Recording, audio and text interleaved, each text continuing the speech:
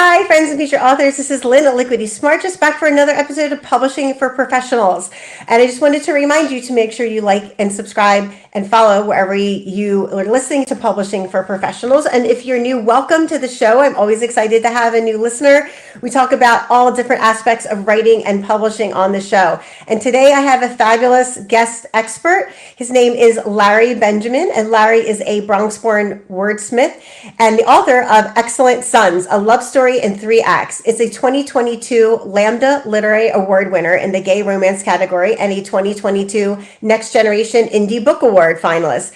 Unbroken, a 2014 Lambda Literary Award finalist and a 2014 IPPY Independent Publishers Book Award gold medalist. The Sun, the Earth, and the Moon, In His Eyes, Damaged Angels, a collection of short stories, and Vampire Rising, an allegorical novella. His next novel, He, will be published in October of 25. His work has been published by Carina Press, a Harlequin imprint, Bold Strokes Books, and Beaten Track Publishing. He lives in Philadelphia with his husband Stanley and their 2 rescue dogs, Atticus and Gatsby, which I absolutely love the names. He's working on his next novel. So I would love to introduce Larry. Welcome to the Publishing for Professionals podcast. Hi, thanks for having me. I'm here. Yeah, I am so excited about having you come on today because one is you're from my old stomping grounds in Philly, which I grew up in. Yay, Philly. Yep, and I miss terribly. And 2 is you have such an interesting background, Larry. And when we had talked before on our pre-interview talk, there were so many interesting aspects about your publishing process that not a lot of other people, not everyone goes through. So I want to definitely hit on that. But let's first talk about how did you get, what are you doing right now? What is your main genre of book that you are writing? So I started writing gay literary romance, and that's kind of where I've kind of settled. So all of my books have that romantic element. But as I was explaining earlier, it's kind of a romance. It's not your typical romance in that it blends history along with social commentary and, of course, a romantic element. And that's something I felt really strong that I really wanted to do. And the other part, because I read a lot of classics, like I was really inspired by F. Scott Fitzgerald and James Baldwin. So I really kind of wanted to keep that kind of great literature genre going on. So I kind of combined the 2, which I don't think you often see. No, and that's actually a really popular thing to do right now is to combine 2 or 3 different kind of subgenres, especially in romance, because romance is really big right now, as you may know. And then just to combine them is just really important. So where are you currently in your current book that you are writing? So I have one coming out on Saturday. That's He. And the new book, Last Dance, I'm at 47,000 words, right? So I'm about 2/3 done. I don't really write long books at typically 60,000 words. So at 47,000 words, the book is nearly done. Wow, that's incredible. So you're publishing 2 books this year. That probably won't come out until next year. We don't hit a second book right on top of the first one. Right. Year. So it'll probably be mid-year next year when that comes right. out. Awesome. And so the thing I want to ask you about is navigating the writing process for busy professionals, because you are obviously a busy professional, right? And you are getting out there writing books that are not only just writing and publishing, but you're winning awards for them. So what type of process or practices do you put in place for writing? Just let's do a big overview first, and then we'll dive into some of the details. So I think, once I get the idea for the book and I kind of have the characters in my head, then I start working on it. I don't use an outline. I don't do character sketches, right? I just write. The other part of my process is I don't write sequentially. So I don't write the first chapter, then the second, then the third. Like quite often I will write the final chapter because I know how the story ends and then work backward from there.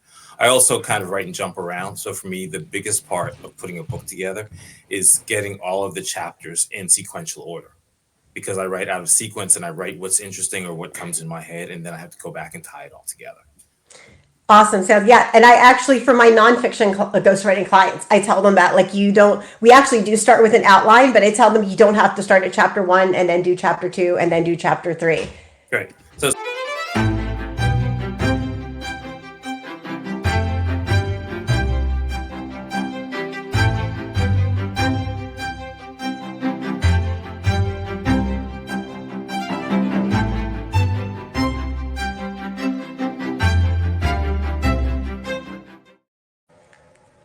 Okay, go ahead, Larry. You can continue So I on with think our talk.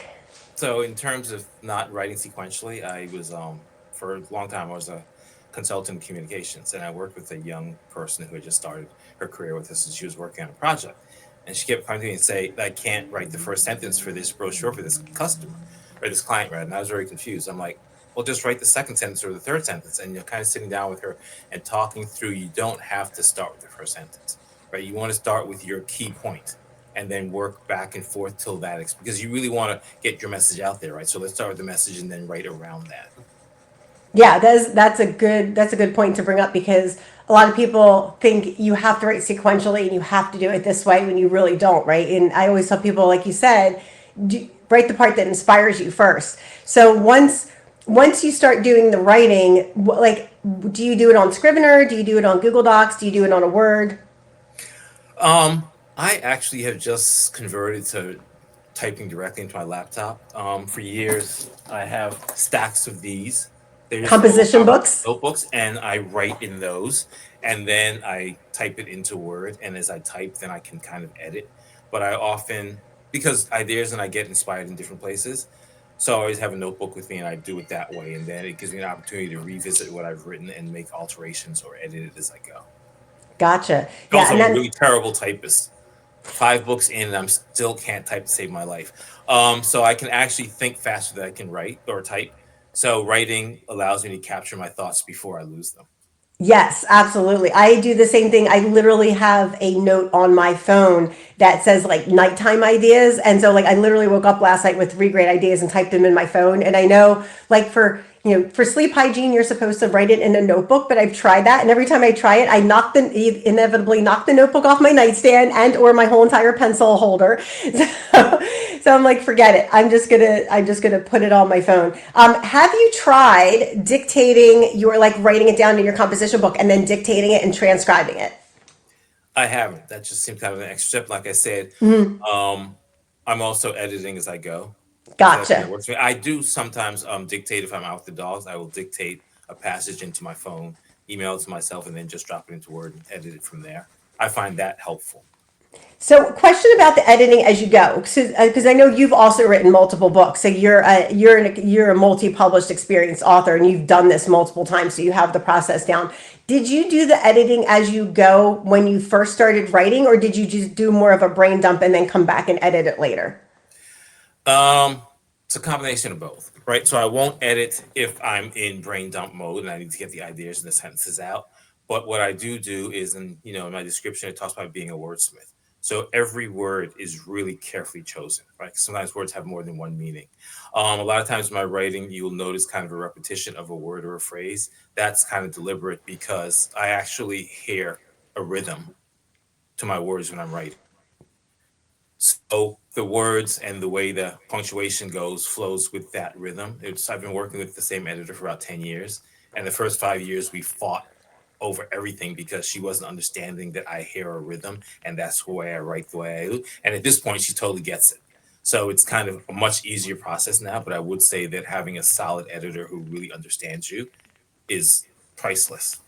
Yeah, absolutely. I agree with that 100%. And also, like to your point, like you have written multiple books and you're a good writer, but you still hire a professional editor to go over your work. So let's just talk about that super briefly. Like, what are the benefits of hiring a professional writer, even if you are a good writer, to go over your book before you publish it? Oh, at the risk of sounding immodest, I'm a really good writer. I know that, right? But I'm Well, not you have won awards, so clearly right. you're a good writer. But I am also kind of check that ego, right? Everything could always be better, and there's things you're gonna miss, right? I'm not the punctuation specialist, right? I'm not really. That's not the thing that I really worry about. What I worry about is that rhythm and getting that thought and expressing those characters. An editor come back in and say, quite often she'll say to me, "You use this word too much, or can we change this order of this?" So just having those eyes, and for me, it's extremely beneficial because I trust Deb implicitly. Um, but the key there is that I don't use beta readers. Nobody reads my book until I send it to my editor. And usually when she gets it, it's almost print ready. Gotcha. And then, so is the reason that you wait till it's print ready to send it to beta readers just so people can like get the whole big picture of it? Because typically a lot of people will send it and it's like their rough draft. It's not their rough draft, but it's kind of like their second draft. And so what's the reason why you wait to send it to them? Quite frankly, it's my book. I believe in it, and I'm not really interested in somebody trying to change it, if that Gotcha. makes sense. That totally makes sense. I Yeah, know a and lot of that. people who do beta readers early in the process and they take their feedback and they adjust the book that way. I just have enough confidence in my talents Mhm. that I don't feel the need for that. Also, I'm not really good at like listening to other people. I will admit that. Well, it's good to know your strengths and weaknesses, right? Awesome. So, for as far as writing habits, actually, we're going to take a really quick break right here. When we come back, I want to talk to you about your writing habits, like your writing space, and like how you go about the writing process, especially when you're a busy professional. So, let's take a break right here, and Okay. then we will be back shortly and talk more with Larry about his writing process.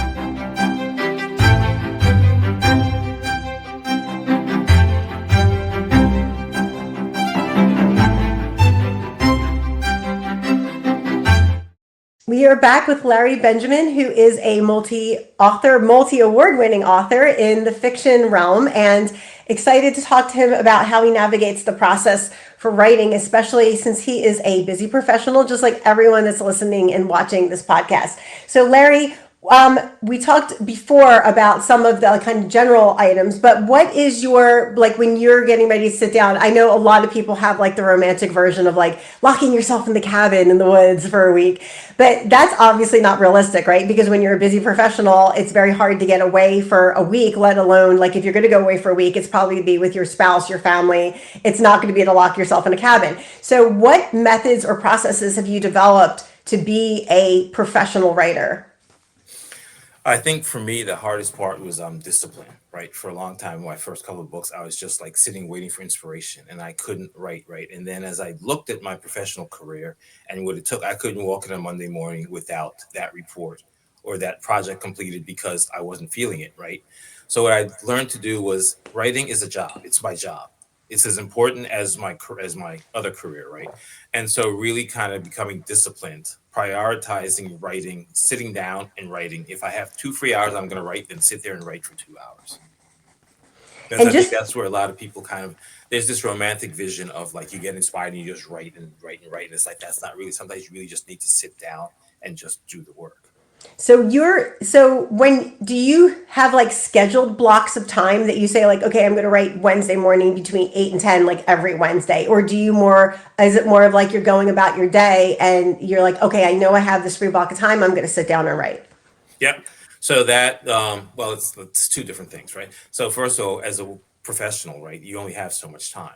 But one of the things you really have to learn how to do is this is important to me. It's as important as my job, right? So creating that priority and taking those few minutes, even if it's the 20 minutes it took me to ride the train into the city to get to work, I could write during that time. If you get a lunch break, eat a quick sandwich and then do some writing there.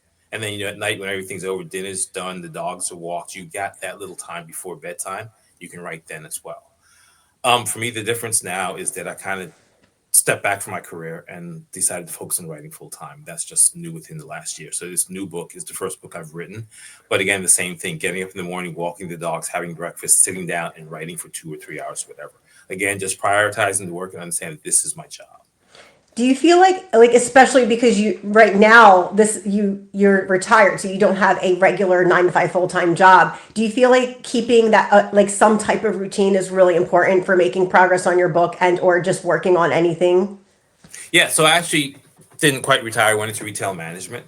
For Philadelphia has the liquor control board, so we have state-run liquor stores. So I'm actually one on the management team of one of those. And the reason for that was because the first few months when I wasn't working, I was just writing. I lacked that structure, right? So now, even if I have a job that doesn't take a lot of emotional energy, right? But it does have a set schedule, like 7.5 hours, 5 days a week, so that I can prioritize my writing within those times. So it keeps me going with a routine. I do my 9 hours or 7 hours, and then I come home and I can write and those kinds of things. So for me, it was really important, at least for the first couple of years that I'm writing professionally, to slowly transfer that discipline into having total free time, if that makes any sense. That does make sense. And one of the other things that I know a lot of people have an issue with, and Hemingway has decided to show up. He pushed through the door. Say hi, Hemingway.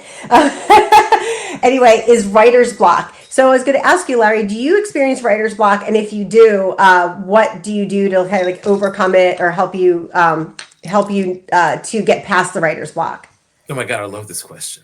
So I don't have writer's block. And honestly, this is going to sound terrible, but I don't know that writer's block is a thing. And I'll explain why. Okay. If you're out walking and you come to a gate in a wall, right? You're going to try the gate doesn't open. Are you just going to stand there forever? Or are you going to walk around, look for another gate? Or are you going to climb over that stone wall? Right? That's how you get over writer's block. It's not blocked, there's just another entrance. Go find it. How did he get back in? I closed the door. Gotcha. Yeah, so that's totally true. Like I can see that because when it's just basically like everything else, right? Like if you're doing something and you get distracted, you just jump back on track. So like for me, I know I rarely get writer's block. I think I might get it 3 times in an entire year, and I actually just got it yesterday, which is really frustrating. But I know for me, like and I'm guessing it's for you, like there's certain activities that you do are good for like helping like the free flow in your head, like taking a shower or walking the dog or just walking outside in general. Are there any other activities you like to do to kind of get your head clear so that you can write better? That's exact. So I do get stuck, right? The three things I do: take a shower, take a nap. Take a nap is really great. And I think even when I was in college and studying and I wasn't getting something, I found if I took a nap and woke up, like your brain keeps working while you're sleeping. So then you start to understand the problem. It's the same thing with writing, right? If I take a nap, then while I'm sleeping, my subconscious is start working through that plot point, and I usually wake up with the idea. Walking the dogs can also be helpful, right? So Yeah. just stepping back and doing something, but not embracing this thing of I'm blocked, I can't write today. No, let's do something else to rewire your brain for a few minutes, give it a chance to relax, and then come back to it. Right. And then was there ever a time where like you decided you were planning on writing and you sat down to write and then you just really didn't like you really weren't feeling it and you decided, oh, I'm just going to do this another day? Like, do you ever do that? Or is it more of like when you sit down to write, you're pretty good and you just end up writing for like an hour or two? So I think I'm usually pretty good when I sit down to write, and that's just because when I'm actively writing, I'm always thinking. Like my characters live in my head and they kind of talk to me. And sometimes they'll bring up a point that I didn't think about. So by the time I sit down, I've already, even if it was the day before, I've already had 12 hours of this percolating in my head. So I'm just really excited to have that hour or two to be able to sit down and get this out of my head. I know exactly that feeling. That's awesome. So when you first started writing, how long ago was that? And did you have these writing habits then, or did you have to just really figure out and build them over time based on like what your writing style is? Oh, I definitely built them over time, and I've gotten better about it. I think at the beginning I had this kind of whole romantic. Well, let me back up the story. I don't know. You probably don't know this story. So my first book was called What Binds Us. It's now it was re-released a couple of years ago as The Sun, the Earth, and the Moon, and it's another romance. It's the first one I wrote, but it plays out during the height of the AIDS crisis and how the characters navigate that, and one of the main characters succumbs, right, and just kind of talks about what that period was really like. And I wrote that book, I don't know, 25, 30 years ago. And I started sending out to publishers and stuff like that. And everybody had the same thing. Nobody wants to read a love story about two men, particularly two men, or a man with AIDS, right? Nobody wants it. And it just get rejected over and over and over again. And it sat in the drawer literally for 17 years Wow. until 2007, 2008, when we had the Great Recession. Like everybody else, I lost my job. My husband lost his job. We had just bought a brand new house. Like, what the Ah, hell am I going to do if I can never write it? If I can never work again, right? So I pulled out the manuscript, worked, sent it out to a couple of people. Harlequin picked it up, and I was kind of off and running. So again, that was a thing where if you believe in your work, just keep pushing. I wish I hadn't wasted 17 years taking no. But I think I am where I needed to be, right? It takes as long as it takes. But that's another thing as a writer, you really need to kind of believe in your work and not let it tie yourself to the opinion of other people or what's popular in the marketplace. Right. right. But there's room for a lot of different stories. And if you think your story is really great, then don't give up on it. And then what's the other advice you would give like new authors that are starting out, and maybe some things that like you wish someone had told you or coached you on early on in your writing career? I think just again valuing your writing time, valuing your writing. Not romanticizing it. I see so many people kind of sitting around Starbucks with their laptops doing their writing, right? It's sometimes strikes me as performative. Like you Hmm. should be able to write. You don't need an audience to write, right? You don't need to kind of find into that stereotype of you're gonna have a cup of coffee, sit in Starbucks, and write your novel, right? So really, just kind of figuring out what works for you and not being afraid to kind of step outside of the norm and don't necessarily be driven by just the latest bestseller. So what when you are coming up with ideas for your book, what kind of like inspires you, or what is the process that you have of coming up with ideas? Or is it like for me, I literally wake up at 3 o'clock in the morning and I have an idea in my head and I write it in my phone. But what is your process for coming up with like either new book ideas or new ideas for the current book that you're writing? So I think I often talk about my writing being found art in terms of the characters or composition of people I've met and talked to. Sometimes it's snatches of conversations, right? There's all these different that influences me. When I wrote Excellent Sons, it's about two Asian kids who fall in love, and it was based on this Asian kid that I saw in the subway or on the train to work every morning. Something about him Mm. just kind of intrigued me, and I started building a story for him. And so it's those kinds of things. In the book that's coming out on Saturday, one of the secondary characters has a cat named Frankenstein. And yeah, and the cat plays kind of an important role, but it wasn't originally supposed to, like the cat character didn't exist. But I was driving to work one day and I heard Sam Cooke's Another Saturday Night. And he talks about he's lonely and his friend at work tries to set him up with his sister. And he said, she bore a striking resemblance to a cat named Frankenstein. And just from that line in that song, I created this cat named Frankenstein, and he really works in the story. And so you said earlier, like you always carry around a notebook with you to write down ideas and or your phone. I know that's a really important part of the process. What would you, let me think, I'm trying to think, formulate this into a question. If someone is like really resistant to doing that, and most people aren't, but like if someone's resistant to just like writing it down in a notebook or they don't want to, what would you recommend, like as far as people coming up with creative ideas, if they are seeing stuff but they don't want to write it down as they see it, maybe they want to write it down at night. Like, is there anything you would recommend to people for like an alternate way to capture your ideas or creative space? Memorize it, right? Quite often I will memorize an entire paragraph that I've written in my head because I'm not Mm. near paper, right? Or I'm driving and I can't pull over anywhere to write it down.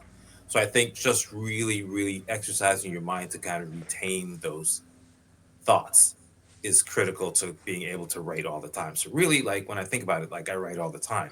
But one of the there's a great sculptor. It might have been Rodin, and somebody's admiring a sculpture he made, and they're like, "How did you create the sculpture?" And he goes, "I didn't. I looked at this block of marble and I chipped away to release what was already in there." And quite Yes. often with my books, I feel like the book was just floating around in the air, and I just happened to listen and snatch it and put it down. Interesting. I love that. Yeah, because I've been to the Rodin, because I'm a native of Philadelphia. I've been to the Right. Rodin Museum multiple times. I love it. And I remember that quote. And I've also been to the Rodin Museum. I'm blanking where it's at, but there's another one in the United States. But anyway, yes, that's super, super interesting. I love it. Okay, so your writing space. Like, do you have specific spaces that you write? Is there a specific atmosphere? Like, do you listen to music? Do you not listen to music? Because I know that's always different depending on the writer. So I don't listen to music. I need silence. I was reading an author who writes popular detective stories or something. She writes with TV on. That's horrible. Oh, I was just horrified. I But no, again, I can't think straight with the TV on. That's right, why if I'm watching TV, that's the only thing I'm doing. right. So I don't. I need silence to write. And again, because like I said, when I'm writing, I hear the words have a rhythm, and I can't hear the rhythm if there's other music playing or something else going on. So that's why I kind of function right best in silence. I'm in my office now, which was set up for me to write in, but we have dogs. And if I'm up here, the one dog won't come up to the third floor. Or in the summer, it's actually warmer up here than the rest of the house. So I just started writing downstairs at the dining table because the dogs can see me. They can look out the windows, they can go outside and hang out in the yard, and I kind of know where they are. As long as the house is quiet, I can write anywhere. Nice. Yeah. And yeah, quiet definitely helps. I cannot, oh my gosh, I don't know how anybody writes with the TV on. Yeah, I do music, but it has to be non-lyrical music. Like I can't, if someone's speaking, I'm like, no, my head's getting jumbled with all your words. So yeah, no, to your point, and you have to set it up based on like what you like to do. Like I have several writer friends who are the same as you, like they can't write with any noise. So they like to sit in the quiet, and even like writing at a coffee shop's hard for them unless they have earplugs in because of the noise in the coffee shop. And I actually like that background noise, but as far as like direct background noise, I definitely don't do that. Awesome. Well, Larry, this has been so amazing. I really appreciate you making the time today to come on and share your thoughts, your processes about the writing process, because I know that's one of the biggest things people stumble over. Where can people find out more about you and what you do? The easiest place to find me is at my website. That's authorlarrybenjamin.com. And that lists all of my social media channels. My blog is out there, all of that stuff. Awesome. Sounds good. And then your new book is going to be released the end of October, correct? It's October 11th, which is next Saturday, which happens to be number one, my birthday, and number two, National Coming Out Day. So we chose that date very deliberately. Well, happy National Coming Out Day and happy birthday. I'm very excited. So by the time this airs, your book will already be out. So I'm assuming you're going to have it on Amazon. Yep, it's on Amazon. Some libraries I think have already ordered it, and it'll be you can ask any retailer to order it for you. Awesome. And I know the people who are listening to this, my listeners, if you go on Amazon and just look up Larry Benjamin as an author, definitely follow his author page on Amazon so you can get all his new books sent, and they will notify you when he has his new books out. So Larry, thanks again for coming on today. I really appreciate you taking the time. Yeah, thanks for having me. All right, my friends, remember to like, subscribe, and follow Publishing for Professionals on whatever platform you're listening on. And I thank you again for coming and listening to another episode of Publishing for Professionals. Remember to start writing your book today, because if you don't write your book, the people that were supposed to get your message today will not get it until tomorrow. So I hope you're having a wonderful day, and I'll see you next week.